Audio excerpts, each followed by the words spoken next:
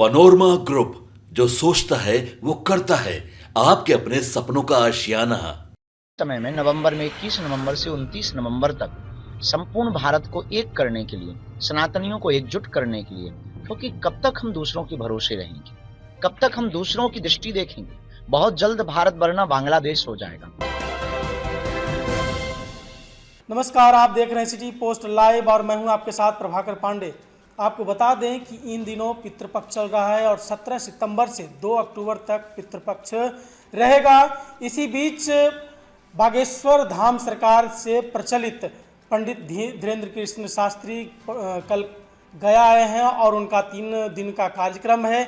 इसी बीच उन्होंने हुंकार भरा है और कहा है कि सभी सनातनियों को एक करने का काम करेंगे और सीधे तौर पर लोग कहा है कि जात पात, छुआछूत, ऊंच नीच की भावना को छोड़कर अब सभी सनातनी एक हों, नहीं तो बांग्लादेश की तरह भारत भी बनेगा। और मैं नहीं चाहता कि फिर से भारत बांग्लादेश की ओर जाए, क्योंकि भारत जो है कई जगहों पर टूटा है और फिर से नहीं चाहता हूं कि ये भारत फिर से टूटे।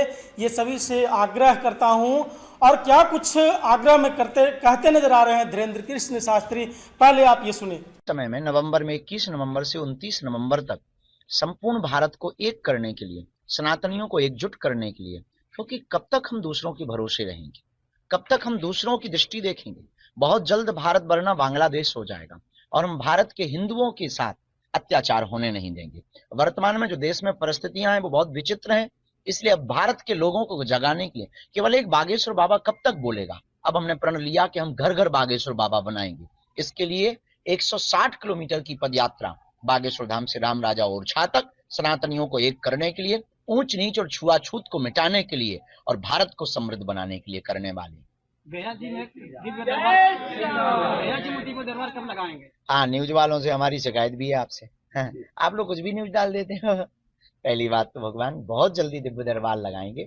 यहाँ पर हमारा जो कार्यक्रम था वो हमारा 200 परिवार जो आए हैं वो बागेश्वर धाम परिवार के सदस्य आए, उनको उनके लेकर के उनके साथ में हम आए हैं। यहाँ दरबार अभी लगना नहीं, कथा अभी होनी नहीं, क्योंकि मेला चल रहा। चाहते हो कौन कौन हिंदुओं में एकता चाहता? पक्का या कच्चा? जोश में या होश में? अच्छा, जात पात और ऊंच नीच को छोड़कर कौन कौन हिंदू एकता चाहता है? कौन कौन बालाजी की कृपा चाहता है? कौन कौन चाहता कि हमें दरबारों में ना भटकना पड़े? कौन कौन चाहता है कि बालाजी की कृपा हम पर हो जाए? पक्का? पक्का? तो हमारी बात मानोगे? हाथ नीचे कर लो, पीटने के काम आएंगे। पहली बात सुनो, आज से तो हमारे चक्कर में ना पड़िए। हम तो नालायक आदमी हैं, हम जिनके चक्कर में पड़े तुम भी उन्हीं बागेश्वर बालाजी के चक्कर में पड़ना। दूसरी बात, लहसुन प्याज बंद करके, मांस मंगरा बंद करके पेशी करना प्रारंभ कर देना।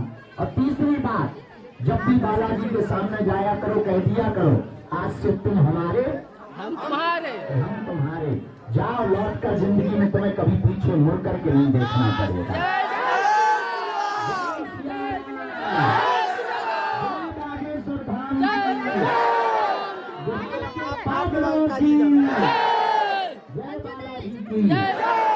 अब दोनों हाथों की मुट्ठी बांध लो, हम सामूहिक अर्जी लगा देंगे सबकी। बाबा बागेश्वर धाम से प्रचलित धीरेन्द्र कृष्ण शास्त्री ने कहा कि अगले बार, इस बार मेरी कथा नहीं हुई है, लेकिन 21 नवंबर से 29 नवंबर तक मेरा प्रोग्राम ये गया मोक्ष की धरती पर होने जा रहा है। और इस पितृपक्ष में इसलिए मैं यहाँ प्रोग्राम नहीं कर पाया क्योंकि पितृपक्ष में काफ़ी मात्रा में यहाँ भीड़ है और नहीं चाहता हूँ मैं कि यहाँ किसी प्रकार की कोई दिक्कत हो। इस तरह का बयान देते नजर आए। उन्होंने कहा है कि जो भी सनातनी हैं सब एकजुट हो जाएं, क्योंकि ये भारत भी बांग्लादेश बनने जा रहा है और मैं नहीं चाहता कि ये भारत बांग्लादेश बने, क्योंकि जिस तरह की परिस्थिति बांग्लादेश में हिंदुओं के साथ हुआ है, हिंदुओं के साथ बर्बरता हुआ है, ये भारत में भी ना हो। इसलिए आप लोग सजग हो जाएं और जात पात ऊंच नीच का भेदभाव छोड़कर सभी सनातनी एकजुट हो जाए।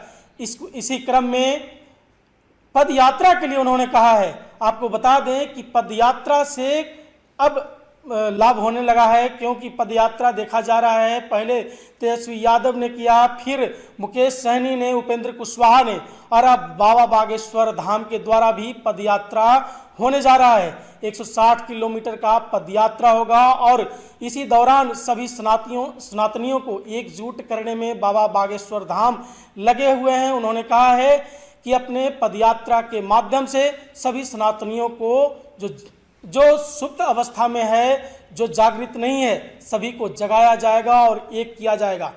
भारत में बहुत ही अजीब परिस्थिति बना हुआ है, छूत भेदभाव की स्थिति बनी हुई है, जिसके कारण सभी सनातनियों में विभेद है। मैं चाहता हूं कि ये फिर से भारत में उस तरह का माहौल ना बने जो पाकिस्तान और बांग्लादेश में है। इस तरह का बयान देते नजर आए और क्या कुछ कहते नजर आए बाबा बागेश्वर धाम, मैंने आपको सुनाया। फिलहाल इस खबर में बस इतना ही। आगे के तमाम खबरों के लिए बने रहे मेरे साथ। वीडियो को लाइक करें, शेयर करें, चैनल को सब्सक्राइब करना ना भूलें।